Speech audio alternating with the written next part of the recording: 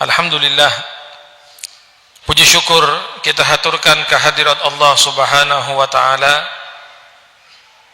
bahwasanya Allah Subhanahu wa taala telah memberikan banyak kenikmatan kepada kita, banyak anugerah kepada kita, terutama nikmat Islam, nikmat iman, dan nikmat kita menjadi bagian dari umat Nabi Muhammad sallallahu alaihi wasallam.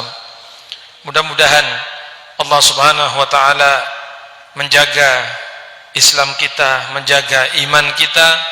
Mudah-mudahan kita semuanya layak dan pantas untuk menjadi umat yang dibanggakan oleh Rasulullah sallallahu alaihi wasallam. Amin ya rabbal alamin. Kita melanjutkan kajian kitab Wasailul Wusul ila Syamailir Rasul sallallahu alaihi wasallam, yaitu Al-Faslur Rabi' fi sifati arakihi sallallahu alaihi wasallam wa raihatihi at-tabi'iyyah. Ini fasal yang keempat, menerangkan bagaimana tentang keringat beliau dan harumnya beliau yang merupakan tabi'iyah. Ya, tabi'iyah itu artinya bawaan. Bukan harum karena pakai pengharum. Ya, bukan wangi karena mengenakan atau memakai minyak wangi. Ya, sudah dari sononya Rasulullah itu sudah harum. Memang wangi. Ya, bahkan sejak beliau dilahirkan di muka bumi ini itu sudah harum, wangi. Ibunda beliau Siti Aminah mengatakan waladtuhu tuhra, aku melahirkan anakku ini dalam keadaan bersih, ya, tidak ada kotoran. Mohon maaf, biasanya kalau anak baru keluar dari rahim itu kan ada kotoran, okay? Mungkin ada darahnya, ada kotorannya, sehingga perlu dibersihkan oleh bidan atau dokter. Tapi Rasulullah nggak perlu.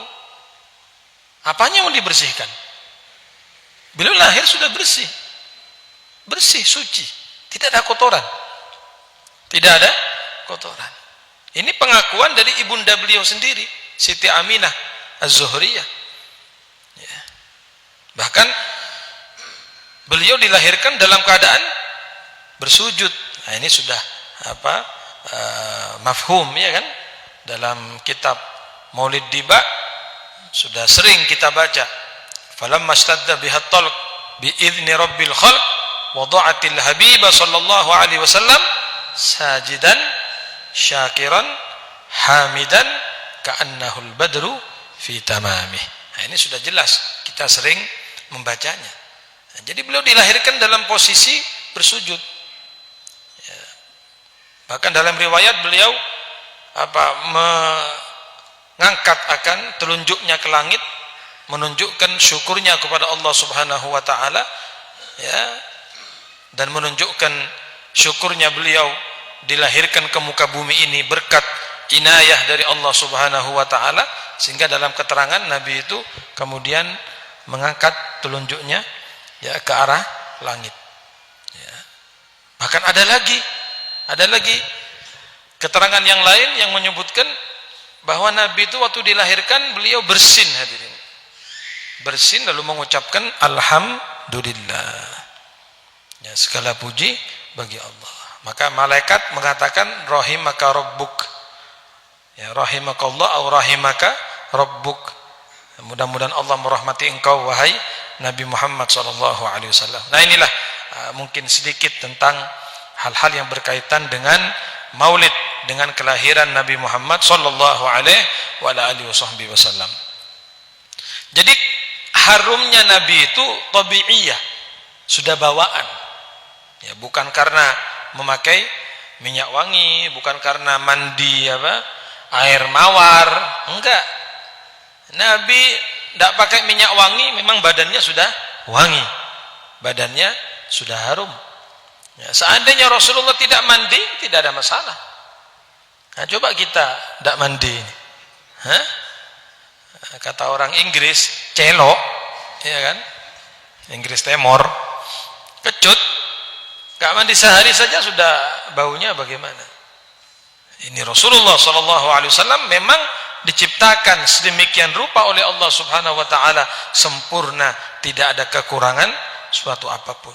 Bahkan walaupun beliau sudah meninggal dunia, itu tetap harum hadirin, tetap wangi.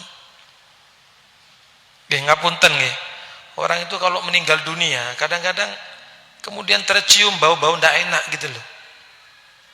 Makanya biasanya kalau orang yang paham itu di tempat kamarnya jenazah itu dikasih kopi untuk menyerap bau supaya tidak menimbulkan fitnah, khawatir ya kan? Ya, mungkin yang meninggal ini ada penyakit. Ya, kita kan tidak tahu. Ini jenazah ini punya penyakit bawaan apa? Mungkin dengan penyakitnya tadi akhirnya keluar bau-bau yang tidak enak. Nah, biasanya disediakan bubuk kopi itu untuk menyerap. Itu manusia biasa. Ya.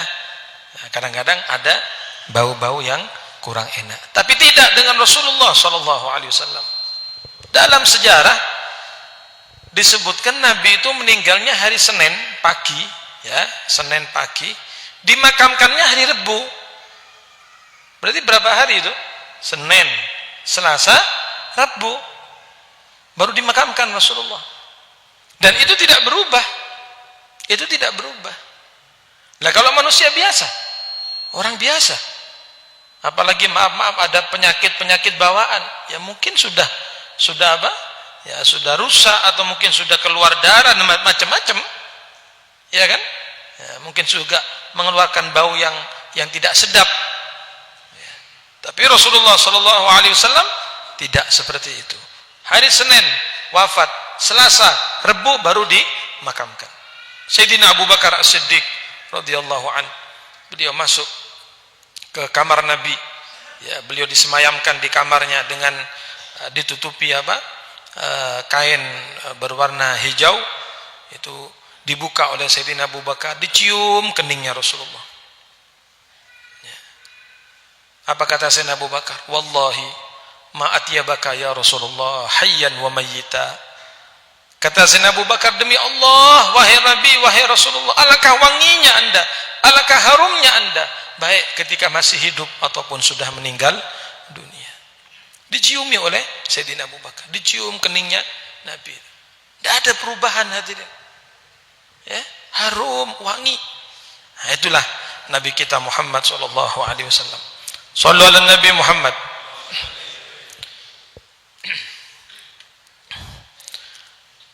Rawa Muslimun an Anas radhiyallahu taala anhu qala kana Rasulullah sallallahu alaihi wasallam kathir al-araq wa kana araquhu sallallahu alaihi wasallam fi wajhihi kal-lu'lu' wa atyaba min al-miskil adhfar. Ya, kita mulai masuk bab tentang keringat Nabi ya, dan bagaimana wanginya beliau. Dari Anas bin Malik radhiyallahu an, beliau berkata, Rasulullah sallallahu alaihi wasallam itu adalah sosok seseorang yang suka berkeringat.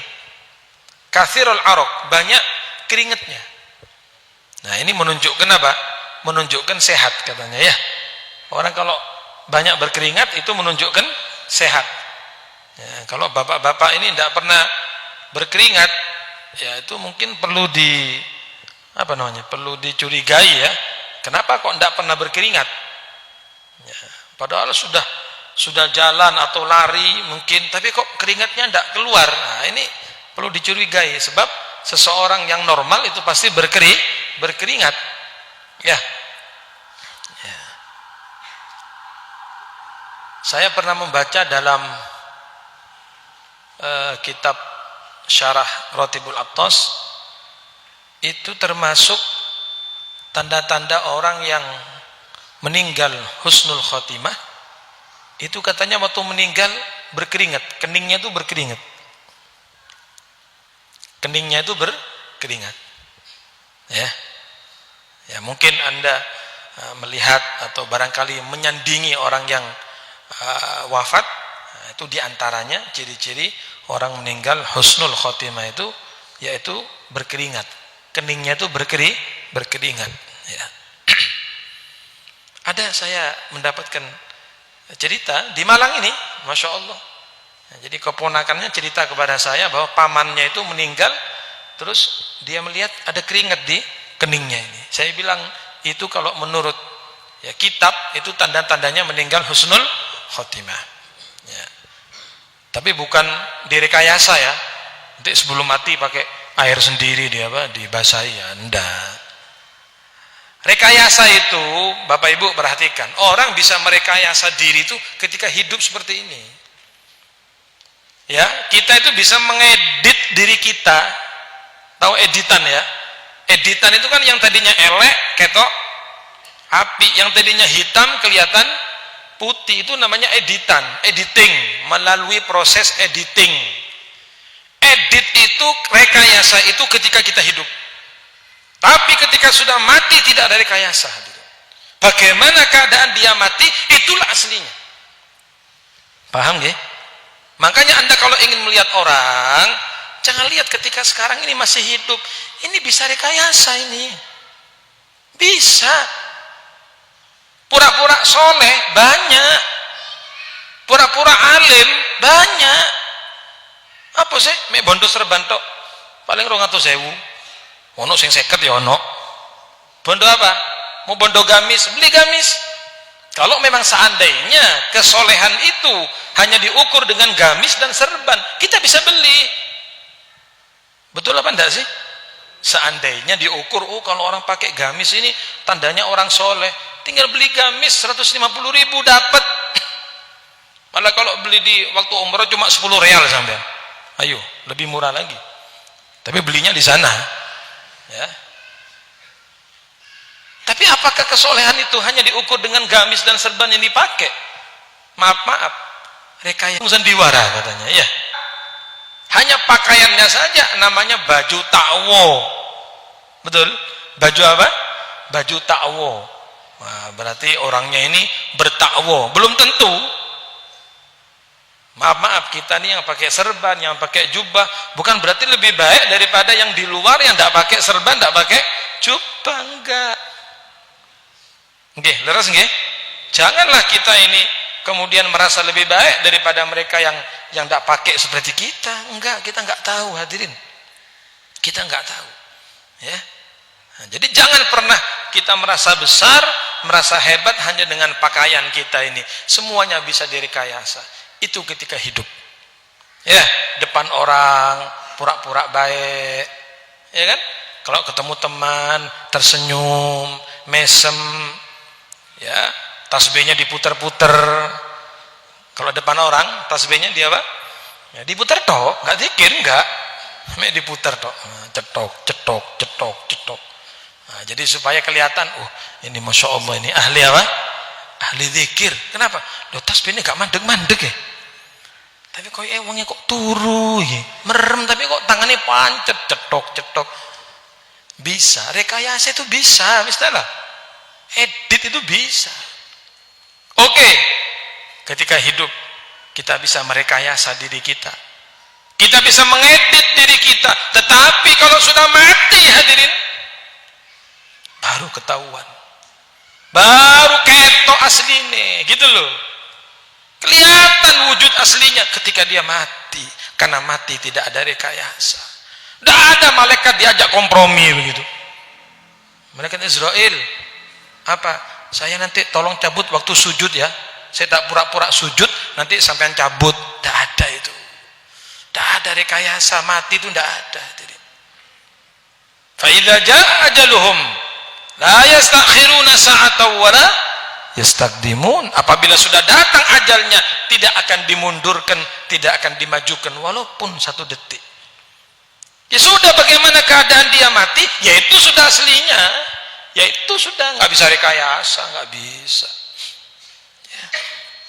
Makanya Al-Imam Ahmad bin Hanbal radhiyallahu an, beliau mengatakan, kalau Anda ingin mengetahui seseorang itu benar-benar ahlus sunnah wal jamaah atau tidak, lihatlah ketika meninggalnya.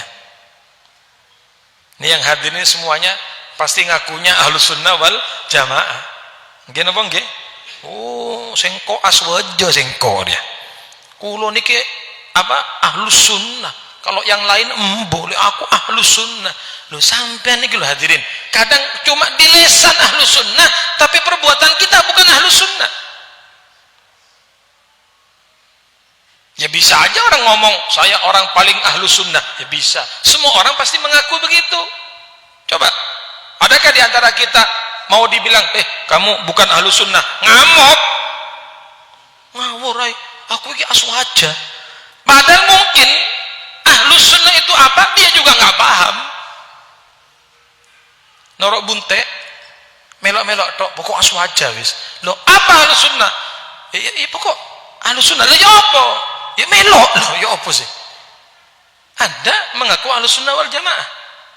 Apa itu Ahlus Sunnah wal Jamaah? Bagaimana akidahnya Ahlus Sunnah wal Jamaah? Nah itulah. Nah, makanya anak-anak kita belajar di pondok pesantren, belajar di madrasah, diajarkan kitab Aqidatul Awam. Supaya apa? Supaya mantap akidahnya, benar akidah Ahli Sunnah wal Jamaah. Jangan ngaku-ngaku aja. Ngaku-ngaku semuanya bisa. Lah anak kita tidak pernah ngaji Aqidatul Awam, tidak pernah belajar tauhid yang benar, lalu mengaku Ahlus Sunnah. Bagaimana? Ya. Nah ini Imam Ahmad bin Hanbal mengatakan, kalau Anda ingin tahu benar seseorang itu Ahlus Sunnah atau tidak, lihatlah bagaimana ketika dia meninggal dunia. Ya, tidak ada rekayasa. Orang meninggal tidak ada rekayasa. Ada satu orang, mohon maaf ya, ini saya cerita ini. Orang ini kalau di depan masyarakat seperti malaikat. Depan orang seperti malaikat.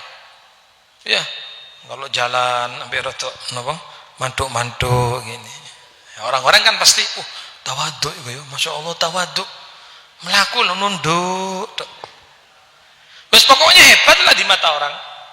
Tapi ternyata ketika dia pulang ke rumah, tidak ada orang yang lihat, pintunya dikunci, jendela dikunci, mabuk di rumahnya.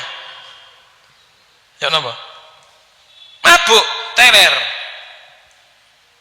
Besok pagi bangun seger maneh, ya tadi itu pakai baju kebesarannya tadi. Ya, ketemu orang, khair, Masya Allah. Ya napa luceng, Assalamualaikum. Wis koyo malaikat wis. Tapi begitulah setiap hari. Kalau sudah sendirian, maksiat kepada Allah. Kalau sudah tidak dilihat oleh orang, maksiat kepada Allah. Kalau depan orang, pura-pura seperti orang baik, seperti malaikat. Akhirnya apa yang terjadi hadirin? Suatu saat dia dikasih sakit sama Allah, sakit. Ketika dia sakit agak parah, lumayan parah. Dia tahu, ini mungkin gara-gara dosa saya. Saya depan orang seperti itu, tapi kalau sendirian saya maksiat. Ya Allah, tobat ya Allah. Saya sumpah ya Allah tidak akan mengulangi perbuatan saya. Sumpah ya Allah. Porkelap ya Allah. Ya, yang Madura paham pasti ini ya. Porkelap paham ya. Sumpah ya Allah, janji tidak ngulangi lagi ya Allah. Subhanallah, disembuhkan sama Allah. Disembuhkan. Sudah, akhirnya kembali normal. Tapi jenenge menungso. Kumat maneh hadirin. Kumat maneh, mabuk lagi. Teler lagi, kubam maneh. Akhirnya dikasih penyakit lebih parah dari yang sebelumnya. Sakitnya parah. Lalu dia mengatakan dalam sakitnya itu, ya Allah, saya dosa ya Allah, saya janji ya Allah, saya meminta dengan kemuliaan Al-Quran ya Allah, sembuhkan saya ya Allah. Sudah janji sekarang saya tidak akan mengulangi lagi saya, tidak akan mengulangi mabuk saya ya Allah. Saya sumpah demi Al-Quran, sembuhkan saya. Akhirnya disembuhkan. Ya, Allah Ta'ala itu Masya Allah loh hadirin. Allah Ta'ala itu rahmat loh kepada kita. Allah kasih kesempatan. Sembuh. Kumat mana? Kumat lagi. 3 kali dia diberi sakit oleh Allah yang lebih parah dari sebelumnya. Nah, akhirnya untuk yang ketiga kalinya ini, ketika dia sakit, ya kan? Dia ingin tawasul lagi dengan Al-Quran, maksudnya tawasul dengan Al-Quran. Dia minta tolong kepada anaknya, kalau tidak keliru, tolong nak ambilkan Quran. Begitu diambil Quran, dibuka, ternyata Quran ini kosong, hadirin, tidak ada isinya, kertas biasa, kosong. Nah, itu bagaimana dia? Quran sudah nggak ada, ya, hanya kertas kosong saja. Akhirnya singkat cerita, dia tidak bisa lagi maksudnya sudah waktunya mempermainkan Allah. Katanya tobat kok balik mana, katanya tobat kok balik mana. Lah kok Allah dibuat permainan sih? Maka di saat itu yang sakit terakhir itu, maka Allah Ta'ala memberikan peringatan keras, di mana mulutnya, lesannya tidak bisa mengucapkan la ilaha illallah. Ada temannya datang karena dengar berita ini fulan sakit, ada temannya betul datang mentalkin, karena kelihatan sudah ini orang mau mati, ditalkini la ilaha illallah. Apa yang terjadi? Akepak, hadirin. Apa akepak bahasa Jawa benar nih? Apa? Godek apa? Iya, gini-gini nih. Ya, menggeleng-gelengkan kepala. Kata orang Madura, akepak. La ilaha illallah. Tak mau mengucapkan kalimat itu. Tidak bisa mengucapkan kalimat la ilaha illallah. Ditalkin berkali-kali la ilaha illallah, tetap begini. Akhirnya apa? Mati dia, meninggal dia, tidak bisa mengucapkan kalimat la ilaha illallah. Hati-hati hadirin. Depan orang kayak baik, kayak soleh, tapi kalau sudah sendirian, ya, depan orang kita dihormat, kita disanjung, dipanggil ustadz, dipanggil ulama, tapi kalau sudah kita sendirian, apa yang kita lakukan? Ingat hadirin, dalam riwayat dikatakan, besok ketika orang-orang sudah diadab di dalam api nerakanya Allah, ada satu orang diadab di dalam api neraka dengan adab yang paling pedih, adab yang paling pedih, sampai maaf katanya ususnya itu sampai keluar, ya, mungkin karena panas, ya, orang kan kalau seperti anda kalau goreng apa kan membengkak gitu ya, seperti goreng kerupuk kan awalnya kecil terus bengkak gitu. Jadi ini orang ini digoreng di dalam api neraka sampai meledos. Paham ya? Jadi perutnya itu meledos, ususnya keluar. Sehingga orang-orang yang sekitarnya itu, ini yang sama-sama penduduk api neraka, heran dengan orang ini. Siapa sih orang ini? Kok diadab sedemikian rupa? Padahal sama-sama diadab loh ini. Penasaran, sopo sih wong iki? Du sopo sih iki? Begitu mereka kumpul, dengarkan baik-baik. Mereka kumpul melihat orang tadi, kaget. Loh, sambil ngomong sebelahnya, bro, apa? Loh iki lah sing biasa nih ceramah khutbah Jumat iki jarene. Yang situ juga, bro, iki lah sing biasa nih ngisi pengajian nih. Iya ya, masuk iya sih. Delok ndak? Iya bener iki. Iki sing biasa nih ngisi pengajian nih. Ya napa hadirin? Bagaimana Pak? Jadi orang sampai heran. Loh, apa enggak salah tempat orang ini? Ini yang biasanya di dunia ceramah ini. Yang biasanya di dunia enggak bisa lihat kalau anak mik nganggur itu loh. Ono mik nganggur saut langsung. Assalamualaikum, pokok ngono wis. Loh, ini kan yang biasa ngasih nasihat, ceramah-ceramah. Loh, kok di sini azabnya lebih daripada orang yang lain? Sehingga salah satu di antara mereka memberanikan bertanya, Pak, sampan gak keliru tadi gini? Anda gak keliru tadi sini? Bukankah Anda dulu di dunia ini suka memberikan nasihat kepada kami? Apa jawabannya? Dia mengatakan, iya, kuntu amuru bil ma'ruf walam atih Iya betul. Aku dulu yang suka ceramah-ceramah itu. Aku yang suka diundang-undang itu ya aku. Yang kalau mau diundang harus pakai DP 50% dulu.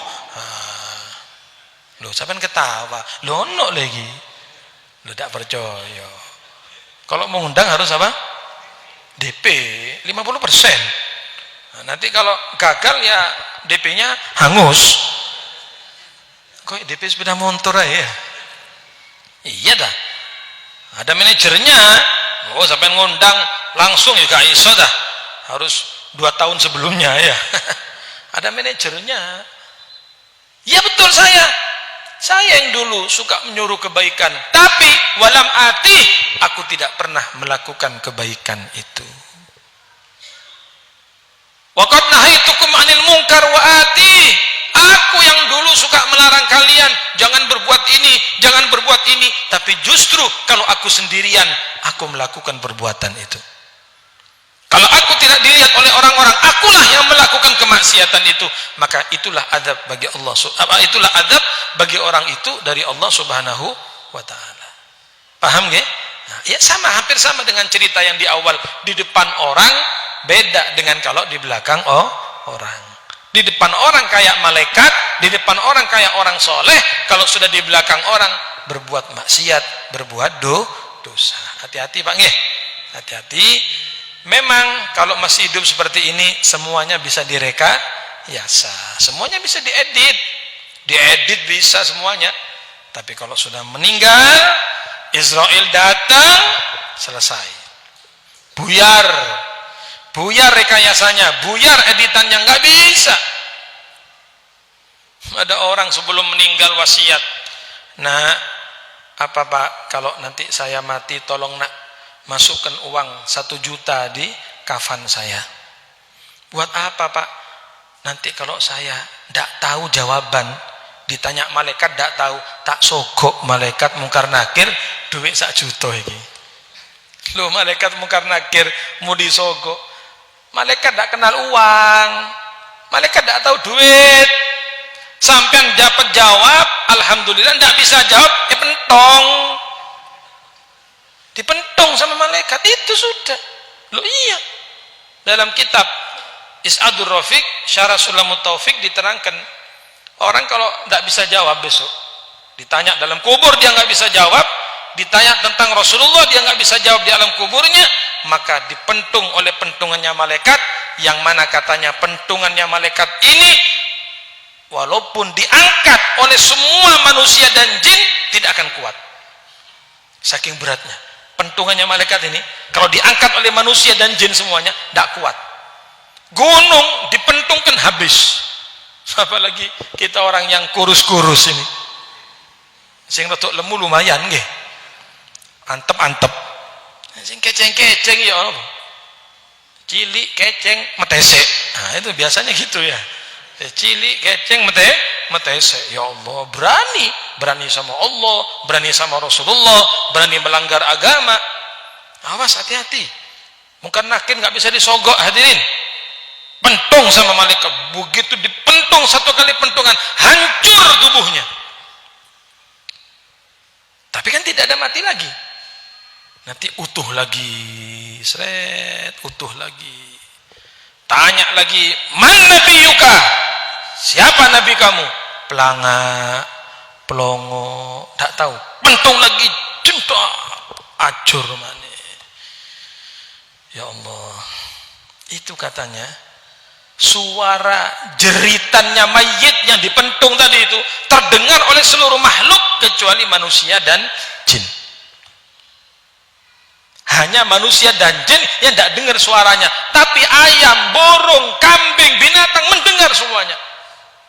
Makanya kadang-kadang kalau ada ayam tuh lagi di pinggir kuburan, moro-moro ayam itu kaget, ayam itu tiba-tiba langsung loncat, itu dia mendengar ada yang diazab di situ, hadirin. Iya, tapi alhamdulillah kita nggak dengar ya. Apalagi yang rumahnya dekat kuburan itu, kayak satu huru tiap hari mendengar suaranya, jeritan-jeritan itu. Iya, kita manusia dan jin nggak mendengar suaranya orang diadab, tapi binatang yang lainnya mendengar, hadirin, mendengar mereka. Na'udzubillahi min dzalik. Jangan main-main. Ya, hidup di dunia sekali, jangan main-main. Ibadah kepada Allah. Jalankan ketaatan yang benar-benar ibadah kepada Allah. Jangan rekayasa. Jangan diedit-edit sudah. Jangan diedit edit. Jangan kepingin kelihatan ini, kepingin kelihatan hebat di depan orang, kepingin kelihatan terkenal. Tidak perlu hadirin. Ya, insya Allah tidak ada orang yang kenal kepada kita, tidak ada masalah. Insya Allah tidak ada orang yang ngundang kita, tidak ada masalah. Yang penting kita dengan Allah Subhanahu wa Ta'ala. Berapa banyak katanya, berapa banyak orang yang disanjung-sanjung, dipuji-puji oleh manusia, ternyata indallah, di sisi Allah tidak ada harganya orang itu. Laisa lahu qimah indallah, tidak ada harganya di hadapan Allah. Padahal dipuji-puji sama manusia. Terutama orang-orang yang sombong itu, orang yang takabur itu. Ada yang sombong dengan jabatannya, ada yang sombong dengan hartanya, ada yang sombong dengan ilmunya, ada yang sombong dengan apa? Semuanya, ketampanannya. Orang-orang yang seperti itu, walaupun banyak dipuji oleh orang-orang, tetapi indallah la qimata lahum, tidak ada harganya hadirin. Tidak ada harganya orang sombong itu di hadapan Allah. Walaupun dia besar di dunia, tapi besok kecil. Ya, ingat dalam kitab Sabilul Iddikar, Al-Habib Abdullah Al-Haddad mengatakan, orang yang sombong di dunia besok hari kiamat dibangkitkan dari kuburnya, dikecilkan sama Allah sampai kayak semut. Jadi begitu bangun dari kubur, kok besar semua ini? Iya, kamu yang dikecilkan sama Allah. Karena di dunia dulu merasa besar kan? Orang sombong kan merasa besar ya, merasa hebat, merasa paling top. Maka begitu bangkit dari kuburnya, dia diciptakan kecil seperti semut, diinjek-injek oleh orang. Ditendang sana, ditendang sana, ditendang sana. Itu gara-gara di dunia sombong, merasa besar. Mudah-mudahan Allah Subhanahu wa Ta'ala menjaga kita dari segala hal yang tidak baik. Mudah-mudahan Allah Ta'ala menjaga kita daripada sifat-sifat yang buruk, perangai-perangai yang buruk. InsyaAllah hati kita dipenuhi bil akhlak al-mardiyah, ar-radiyah, dengan akhlak yang baik, dengan akhlak yang diridhai oleh Allah Subhanahu wa Ta'ala.